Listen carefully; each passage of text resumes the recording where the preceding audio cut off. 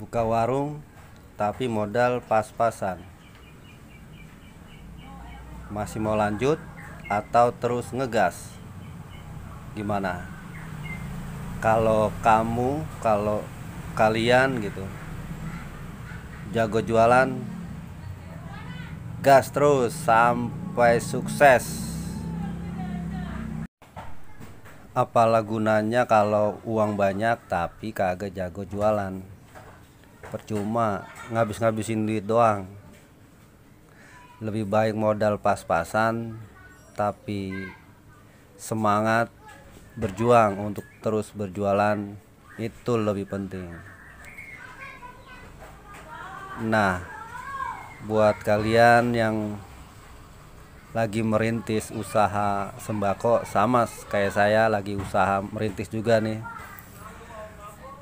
dengan modal pas-pasan, gas terus sampai dimana akhirnya kita bisa ngebuka warung, sampai sejauh mana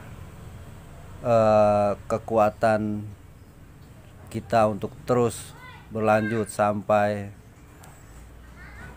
benar-benar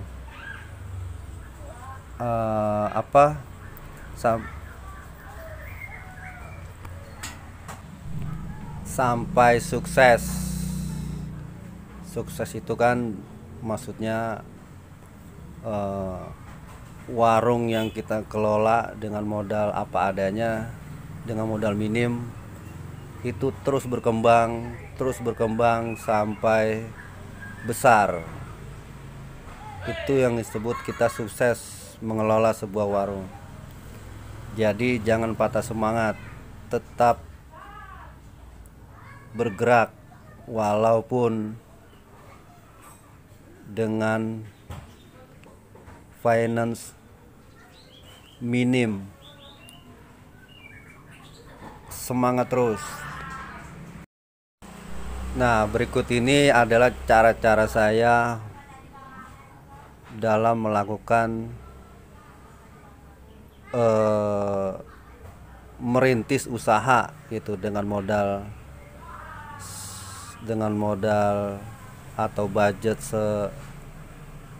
sangat minim sekali, yaitu sangat minim sekali, ya di bawah 5 jutaan. Tapi setelah berjalan selama 8 bulan, alhamdulillah sudah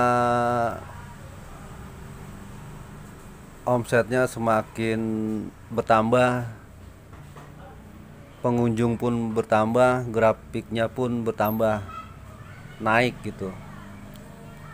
Nah, berikut ini ada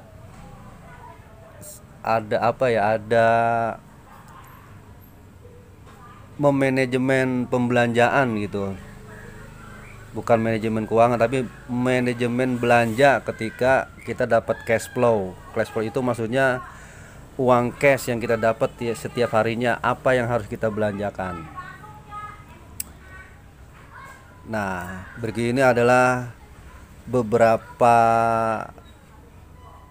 poin yang menjadi perhatian yang harus kita perhatikan ketika kita belanjakan uang untuk ditaruh di warung kita.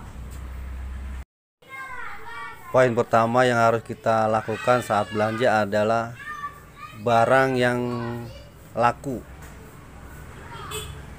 Maksudnya adalah barang yang laku itu yang menurut kalian itu barang apa yang paling laku untuk dijual. Misalkan apa ya, mie instan. Mie instan itu kan barang yang cepat laku. Cuman masalahnya gini, mie instan itu kan banyak merek, maksudnya ada Indomie, ada Sarimi, ada mie sedap gitu. Jadi apa yang harus kita lakukan untuk memanage belanjanya? Apakah kita harus belanja semua merek itu atau bagaimana? Kalau saya itu enggak semuanya saya belanjakan, tapi saya beli cuma satu merek aja, yaitu Indomie. Kenapa? Karena barangnya cepat habis. ada yang bilang harus lengkap gitu kan, barangnya harus lengkap. Lengkapnya itu maksudnya semua jenis mie instan itu ada, semua merek mie instan itu ada. Emang itu bagus, tapi secara keuangan kita payah nantinya gitu. Soalnya saya pernah coba beli sarimi, beli mie sedap, sama beli yang isi dua itu pernah saya coba. Ternyata setelah diperdagangkan gitu ke orang-orang, yang laku itu hanya Indomie. Mie sedap itu jarang laku, sarimi juga apalagi. Yang mie dua juga kurang cepet lakunya. Makanya dari pengalaman itu akhirnya ketika kita belanja gitu kan, beli akhirnya cuma Indominya aja gitu, yang merek Indomie tuh kayak gitu tuh. Indomie, semua Indomie lah, mie soto, mie goreng, sari ayam, ayam bawang. Sebenarnya masih banyak lagi, cuman karena apa namanya, yang laku itu aja. Kalau nggak salah ada 5. Mie rendang juga ada, itu yang 5 aja yang laku. Sedangkan merek mie sedap atau sarimi di tempat saya ya, mungkin tempat lain mungkin lebih laku gitu. Itu dalam seminggu merek sarimi atau mie sedap belum tentu habis. Bahkan sebulan pun dalam sebulan pun belum tentu habis satu dus ya ukurannya. Tapi kalau merek Indomie itu 3 hari 2 hari itu habis satu dus di tempat saya. Tapi nggak tahu kalau di tempat lain gitu, di daerah lain. Makanya saya ngatur strateginya begitu. Sebab apa, kalau kita nyetok sarimi atau mie sedap atau yang lain lah, uang kita mati di situ lama, ya kan? Itu yang pertama. Poin yang kedua yang menjadi perhatian kita saat belanja gitu adalah barang yang profitnya tinggi. Maksudnya gimana? Maksudnya gini, profitnya tinggi itu barang yang kita beli itu kan cepat lakunya gitu, cepat lakunya dan pasti dibeli gitu. Barangnya kayak misalkan gini nih,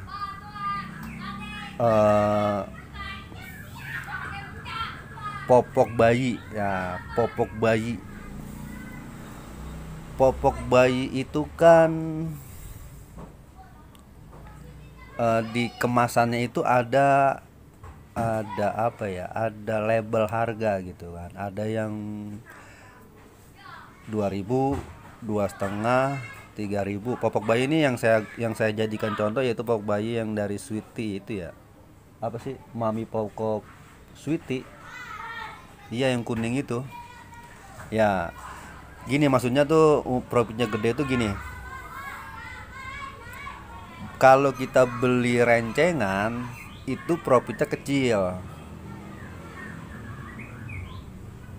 Tapi kalau kita beli yang kartonan itu untung gede.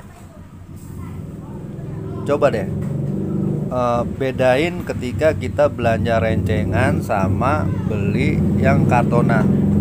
Nah, beda jauh banget. Terus belanja gimana? Nah, kalau saya belanja gini, kan dia itu ukurannya ada berapa macam sih ukurannya? 4 atau 5 gitu kan. Ada ukuran S, ukuran M, L, XL, double L. Nah, semua ukuran itu kita beli, tapi nggak semuanya kita beli secara kartonan. Cuman kita beli yang kira-kira ukuran apa yang paling laku dibeli gitu. Kalau di tempat saya atau di warung saya itu yang paling laku itu ukurannya ukuran L. kok bisa? Nah, kita bisnis warung itu bukan bisnis ya, berdasarkan pengalaman. Gini maksudnya, kita kan jejerin tuh semua ukuran mami popok dari yang S sampai yang ukuran double L. Kita jejerin tuh semuanya. Ternyata orang lebih untuk di sini itu lebih banyak memilih ukuran L.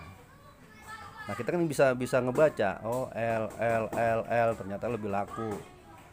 Ya, yang laku keduanya XL lebih nomor 2-nya maksudnya peringkat kedua pembeliannya itu ukurannya XL. Nah, dari situ kita baru kita berpikir, oh ternyata kita nggak mesti kalau gitu kita belinya kartonan, tapi untuk ukuran yang L. Sisanya itu jangan kartonan tapi rencengan. Gitu maksudnya. Itu yang saya terapin ketika saya belanja popok bayi. Itu ukuran yang S, ukuran lain gitu dibandingkan yang lain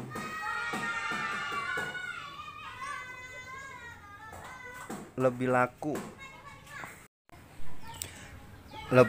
yang L.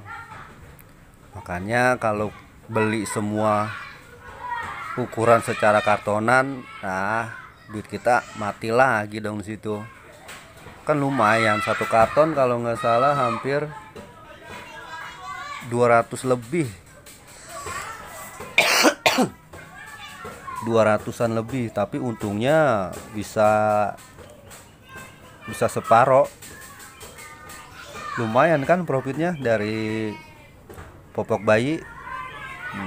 Itu contohnya ya kayak gitu kalau saya ketika belanja gitu. Poin yang ketiga atau yang terakhir yang harus kita perhatikan saat kita mau belanja gitu kan ke agen, yaitu jangan nafsuan kalau ketika berada di agen atau di grosiran. Kita belanja yang sesuai adat yang ada catatan yang susah bener sih. Apa yang udah kita catat aja ketika kita mau belanja apa aja gitu. Itu aja yang kita belanjain. Jangan kalau ngelihat apa itu, kalau di agen kan banyak tuh barang-barang yang bikin kita nafsu untuk oh ini pengen ini ada di warung kita, ini pengen itu tuh pengen di warung kita gitu. Jangan kayak gitu. Karena apa sih itu malah bikin bengkak keuangan kita gitu kan. Harusnya kita bawa 500.000 gitu untuk belanja cukup gitu kan, ternyata bengkak jadi di atas 500. Nah itu membahayakan kesehatan warung kita. Oke, saya rasa gitu aja ya video kali ini. Saya akhiri, salam sembako Indonesia.